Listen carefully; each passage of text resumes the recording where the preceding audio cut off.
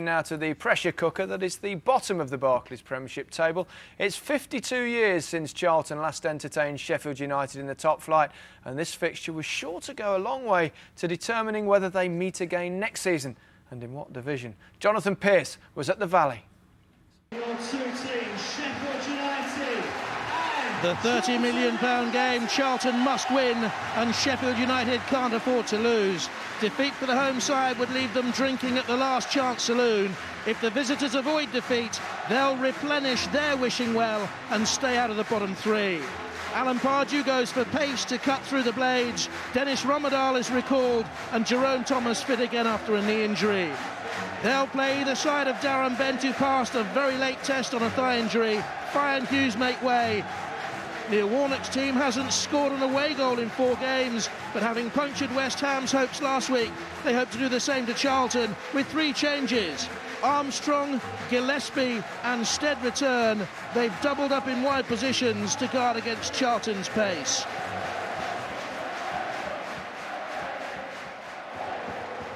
Put away by El-Karkouri. Young. Montgomery to Gillespie to take on Ben Thatcher. And that's a whipped cross and just wide. And it's handball anyway, I think, which means there could be a booking. Shelton was the offender. The Jamaican booked for deliberate handball.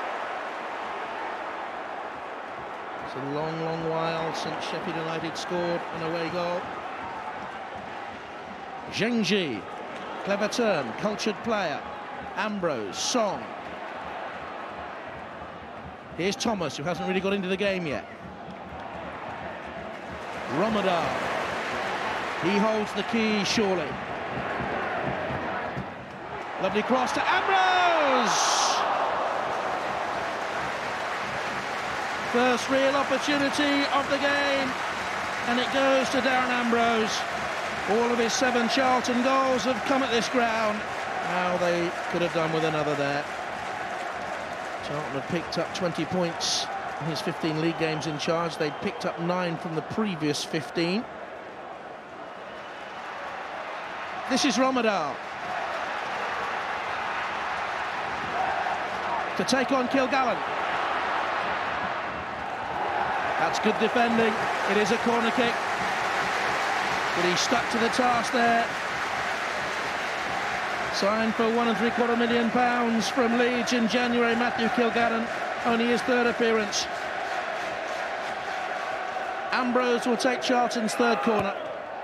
There's Bent, he's gone away from his man. Another opportunity goes begging for Charlton. Peeled away from his man, hit it first time but wide. Completely lost his marker. Kilgallen got back at him, so he had to snatch at the shot. 17 minutes gone. He comes back to Ambrose, who's virtually playing off Darren Bent, with Thomas, one of the wide men, earning that free kick.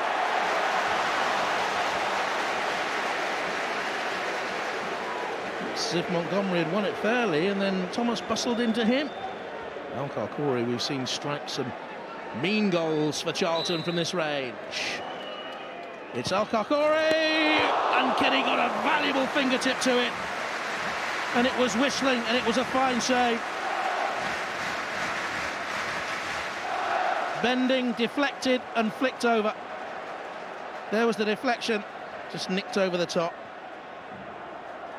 This is Shelton. El-Karkouri's there with him, standing off him. Armstrong.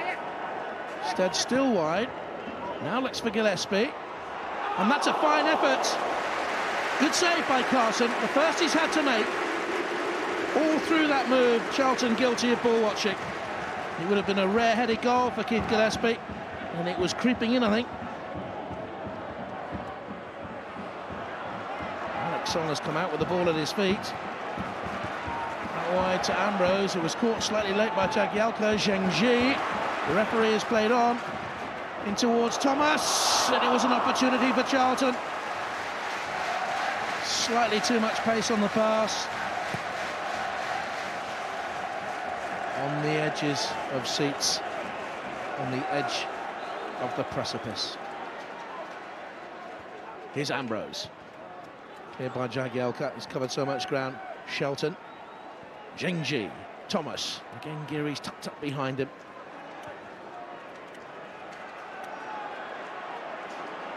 El-Karkouri. Oh, he's gone for it. It was deflected. It was a cruel deflection. And El-Karkouri has possibly scored the most valuable goal of his career. Kenny wrong-footed. To escape relegation, Charlton knew they needed good fortune. And they have had a huge slice of luck. Cruising forward. And the shot cruelly flicked past Paddy Kenny. Now, who does this hit? Armstrong jumps. Behind him, it comes off Tongue, and then Kilgallen. Charlton won't bother one bit. They're 1-0 up. What a vital strike. Often criticised for defensive lapses. El-Karkouri has scored a huge goal. Hoisted high by Armstrong. El-Karkouri. Zhengji. Charlton have got a man over here. And he chose the wrong option. Ambrose should have played it to the right and Romadal. And Charlton would have been in for a second. Cassim Richards for Sheffield United. Will that be a turning point? Montgomery looking for Stead. It's come through to him. 1-1. Charlton failed to take their opportunity at one end. Jonathan Stead buried it at the other. It's one apiece, and that won't be good enough for Charlton. No wonder Sheffield United are celebrating as if they've won a title. Thatcher failed to clear it away. Brilliant driven finish by Stead, but Charlton had lost the ball way upfield. Thatcher couldn't cut it out. Lovely, crisp finish from a confident striker in form.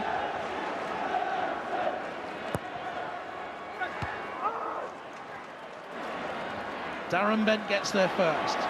Sees the run of Romadal. Who's going to win the chase, Romadal or Kilgallen? It's a corner kick. Kilgallen has looked more at home in a central defensive position. Who'd be a Premiership manager? Ambrose will take this corner kick. In comes Ryderson. It's kept in play. Zhengji. Sheffield United seemed to freeze. They thought the ball had gone out.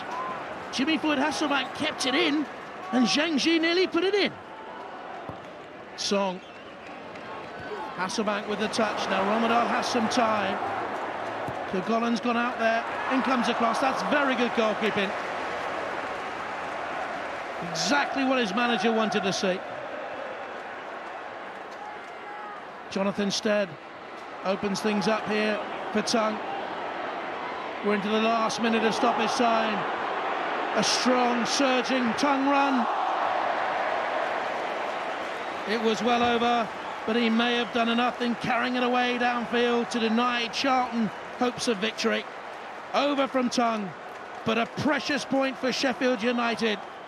Well, I thought it was a tight, tense affair. I thought both sets of players carried the burden of trying to stay in the Premiership. But there was some good play, and I thought I was quite happy with the way we played. Although it wouldn't have been the end of the world, it would have been disappointing to lose today, because I didn't think we deserved. I thought we had some good chances and we came to attack, and I think it was a good game all round, really. I mean, everybody gave everything, and that's what you'd expect with so much at stake. And just before their equaliser, you've swept away downfield and had an opportunity to kill the game there and then. They've gone upfield and scored. Well, that's right, and it's those moments, of course, that you live and die by towards the end of the season. That one's got away from us, but there'll be more to come, and hopefully we'll take the next opportunities that come our way. We've had two difficult seasons, and I think when you've been through tough times like that and relegation and stuff, you don't want to see that again. Must be looking forward, though, to feet up down in Cornwall in your cottage down there. A bit of relaxation after all this. Can't be good for your health. I wish it was tomorrow. I said to Alan Pardew, coming off at second half in the start, I said, "How's your heart, Alan?" Because it was end-to-end stuff, wasn't it? Who'd be a manager, especially in that race down at the bottom? Well, I suppose it's as you were for those two teams, but probably a better point, I would suggest, for Sheffield United. Yeah, I would suggest too. I think Alan Pardew summed it up when he said about the players being nervous on the day. There wasn't an awful lot of quality on show. Both teams were afraid of losing, and Charlton looked like to get that win and pressed home. But fair play to Sheffield. You know, they battled away and they got a most important point. And when you look at the fixtures coming up, Sheffield are at Watford next week, and Charlton are away at Blackpool, so it's a tough game for them next week. You said there wasn't much quality. I suppose the quality that was generally provided down the flanks for Charlton, wasn't it? Yeah, mainly for Charlton down the flanks with Romadal. I think he was outstanding in the first half. Song pops it off here, goes wide eventually. His first foot straight into the box, dangerous cross across the face of the goal. Again, taxis fullback Kilgannon, good ball in. Paddy Kenny saves that one. He comes out for another cross here. This time it's bent from the other side. Checks on his right foot. Great ball in. Kenny played well today as well. Commanded his box. Falls to Ambrose in the end. Here again, first thought. Tacky fullback. They double up on him, but it gets a great ball, and Ambrose should do better. He should score there. It's funny play at Romadal, isn't he? You never know what you're going to get with him. Sometimes he cuts inside on his left foot, but he wants to go down the outside all the time, and sometimes he goes missing and you don't see him all game. But he was dominant in the first half, for sure. Despite all that, it was a real fluke, the goal, wasn't it? It was, you know, and Sheffield defended brilliantly all game, and El-Karkouri gets the ball here. Look how far he travels. Nobody comes to close him down. He comes and comes. He's got no one to pass to. He thinks, oh, do you know what? I'll have a shot. He hits it. Montgomery closing time, 52 metres he's travelled, hits Tong on the leg, goes through the legs of another defender, complete fluke. But this is to go 2-0 up, Gary. This is what you've got to do. He's got 2v1, he can pass it anywhere, inside Ambrose it is, or put Romadal in. Changes his mind, the ball runs through, we fast forward it a little bit, good passing, he looks quick, knocks it inside, eventually it falls to Stead, Thatcher makes a mistake, and what a finish this is. And that's the difference, could be the difference between staying up in the Premiership and going down. They had the ball, they had a chance of most likely of those two? Stay Sheffield. up? Sheffield United. I think they'll stay up, definitely. OK. With the two teams above them sharing the